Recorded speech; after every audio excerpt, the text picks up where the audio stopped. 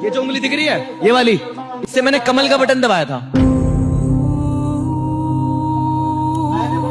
कमल का बटन दबाया था और इसी उंगली को तोड़ा है मार के।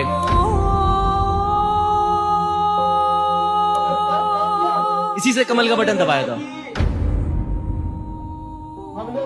बच्चे इसके बाद क्या करते हो? मैं सर बीटेक कर रहा हूँ अभी। इस वाले जो लास्ट नीट एग्जाम थे, मेरे दोस्त ने सर सुसाइड कर लिया था।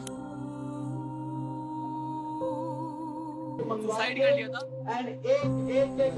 बट ये मैं बताऊं, मैं वैसे बिहार से हूँ, ठीक है सर। मेरा दोस्त भी, हम बिहार से थे।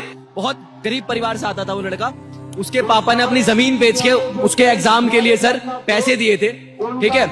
एक ही सपना था, डॉक्टर बनेगा वो। मैं बताऊं, अपना पहला वोट आपने बीजेपी को दिया? मैंने सर अपना पहला वोट बीजेपी को दिया था जब मैं 18 का हुआ था। उसके बाद मैंने कोई वोट नहीं दिया, पहला वोट दिया और यही उंगली टूटी है मेरी।